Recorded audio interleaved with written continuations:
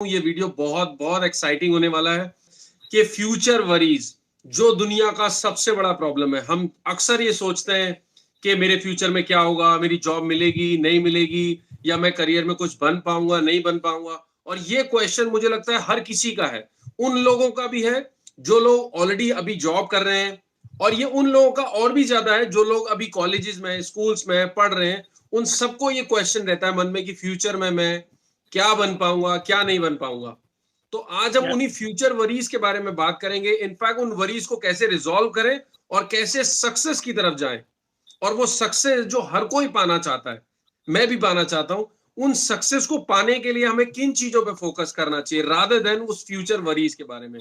तो इन सारी बातों को, इन सारे क्वेश्चनों को रिजॉल्व करने के लिए हमारे पास है लाइफ कोच गुरु हमारे, जो है दीपक गुरुवर, जो पिछले कई सालों से इन बारे में पढ़ रहे हैं, इनके बारे में लोगों को हेल्प कर रहे हैं।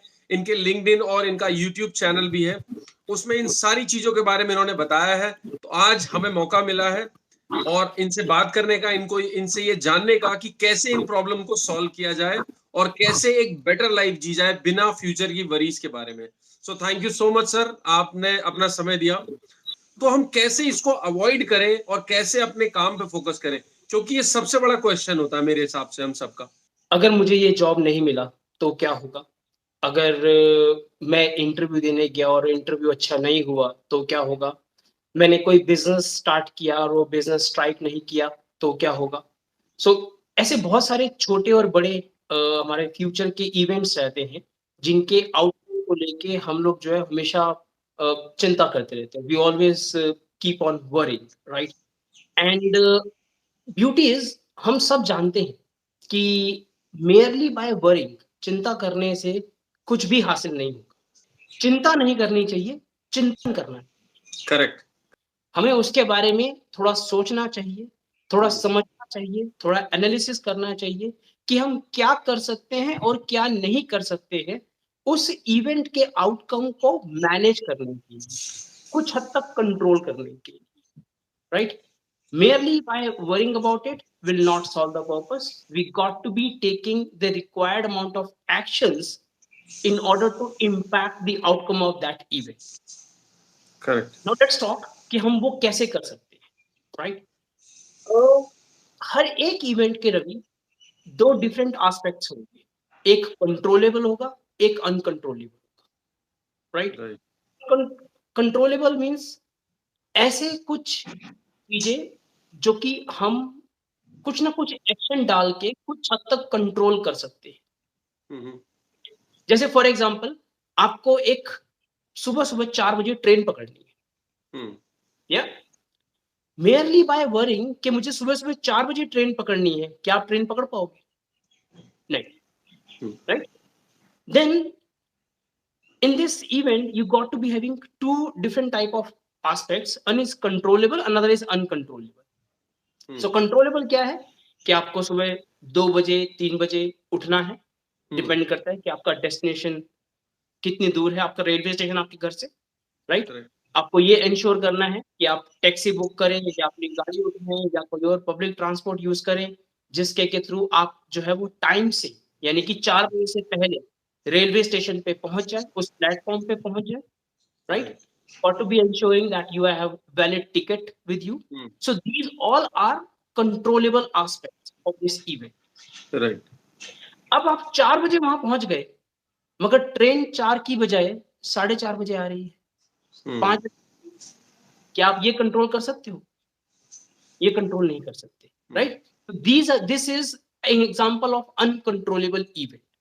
So instead of really worrying कि यार ट्रेन पहले आ गई तो, ट्रेन बाद में आ गई तो, ट्रेन दूसरे प्लेटफॉर्म पे आ गई तो, ये सब आपकी बस में नहीं है, राइट? सो और हम लोग क्या करते हैं, हम लोग जो है अपना बहुत सा समय और बहुत सी एनर्जी इन चीजों के बारे में सोचने में खराब करते हैं, बजाय कि ये आइडेंटिफाई करने के कि क्या हम कर सकते हैं टू एंश्योर कि जो भी इवेंट है और जो भी उसका आउटकम है वो कुछ हद तक हम लोग कंट्रीब्यूट करके मैनेज कर सके।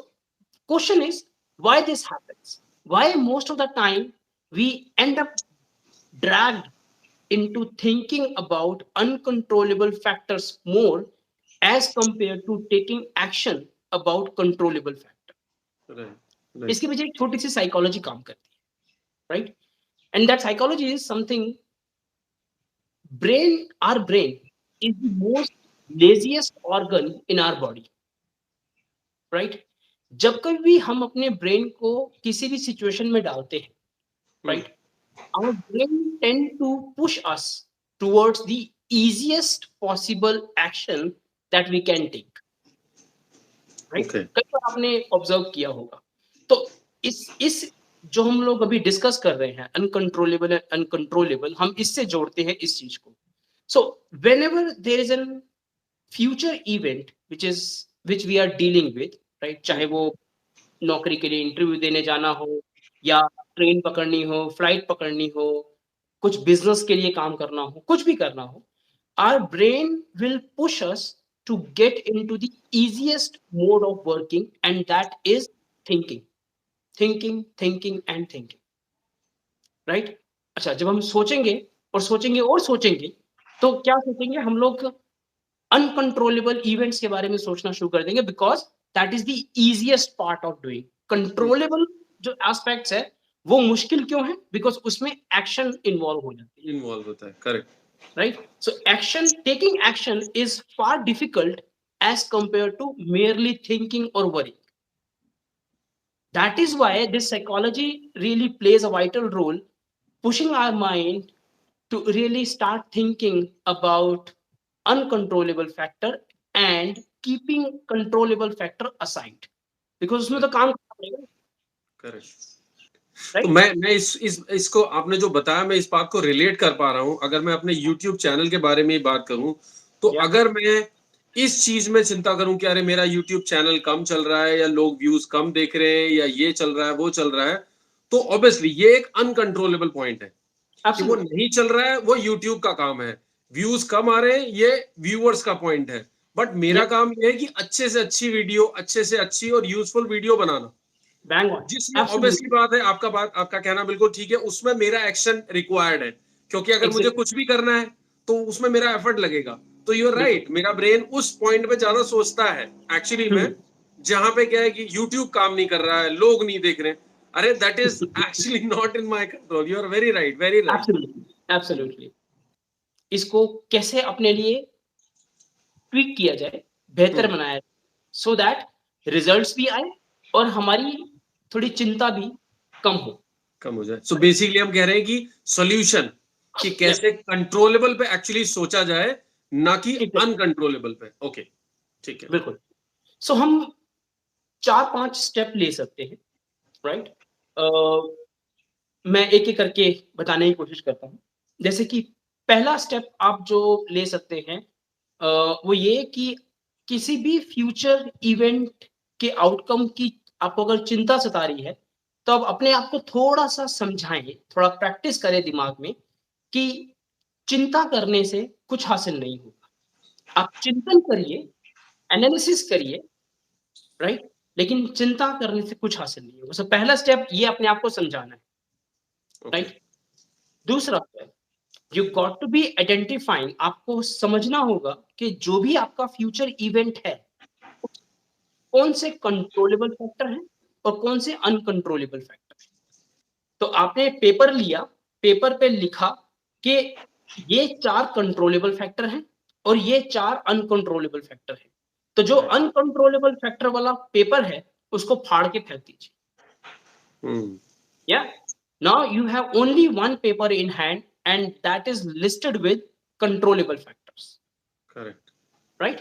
अब उन controllable factor के बारे में थोड़ा सा सोचिए, and then once you have listed down all controllable factor, आपने उनके बारे में सारे actions जो है वो identify कर लिए, वो actions ले लिए, क्या क्या challenges हो सकते हैं वो आपने identify कर लिया, आपने सोच लिया कि मैं उन challenges को कैसे manage करूंगा या करूंगी, right? So you are sorted more or less.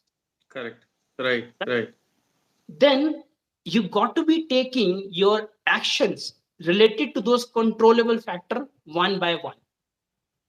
Yeah, sequence बना सकते हैं। पहले आपको लगेज डालना है, फिर आपको अलार्म सेट करना है, फिर आपको कैब बुक करनी है, फिर आपको सुबह का आपका breakfast whatever is needed, right, वो सब सॉर्ट आउट करना है। That's all. सो आपके कंट्रोल लेवल में क्या था? आपके कंट्रोल में था कि आप सुबह 4 बजे से पहले तैयार होके अपने सामान के साथ, अपनी टिकट के साथ, अपने डॉक्यूमेंटेशंस के साथ platform number so and so पे, सो एंड सो स्टेशन पे 4 बजे से पहले पहुंच। अब 4 बजे ट्रेन आ रही है, नहीं आ रही है, वो आपके बस की बात है ही नहीं, वो आपके कंट्रोल में ही नहीं है, right? No point of thinking about that.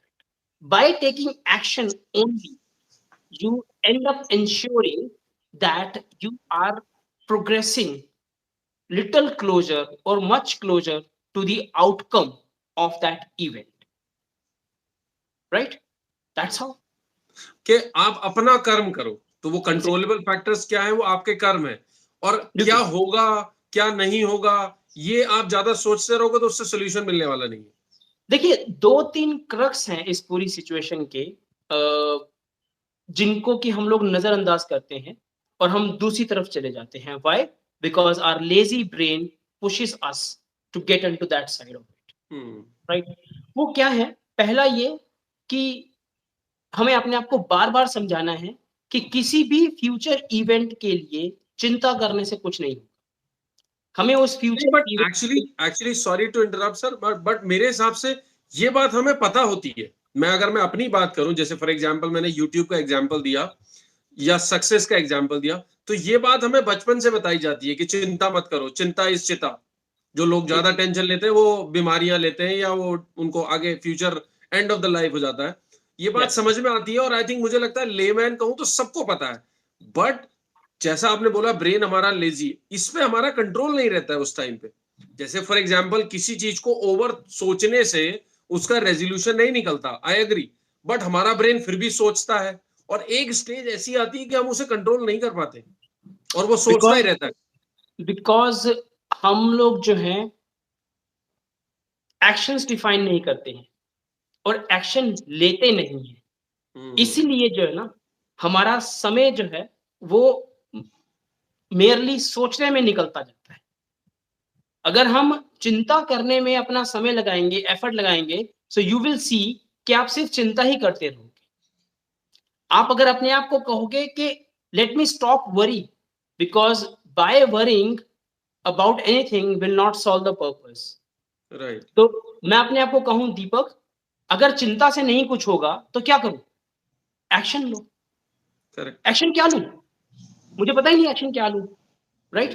तो या तो मैं अपने आप से सोच सकता हूं, या फिर अपने किसी बड़े से पूछ सकता हूं, किसी और से गाइडेंस ले सकता हूं कि मुझे अगर सुबह 4 बजे ट्रेन पकड़नी है तो मुझे क्या करना होगा।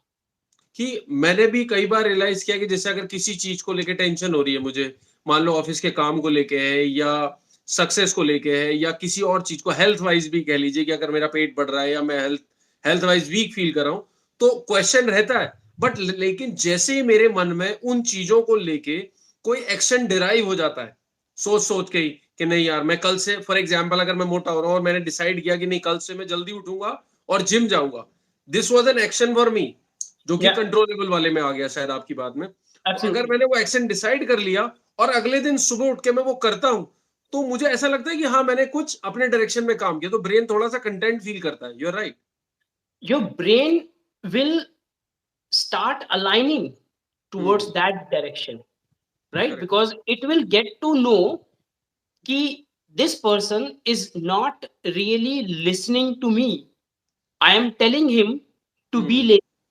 I am telling him to only worry, not to take action. But this person is much more aggressive than me.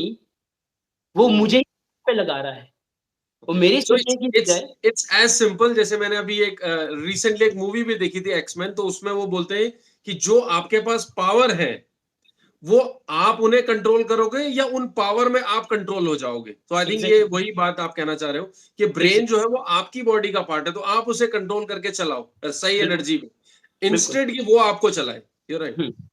सिर्फ इसके लिए 2 काम चाहिए। पहला ये कि किसी भी काम को करने के लिए, राइट, फ्यूचर में जो भी इवेंट है उसको करने के लिए हमें क्या क्या करना होगा, हमें ये आइडेंटिफाई करना है, चाहे वो हम खुद से करें, चाहे हम किसी की गाइडेंस से लेके करें। और दूसरा, वो जो भी काम हमने आइडेंटिफाई किए हैं, हमें सिर्फ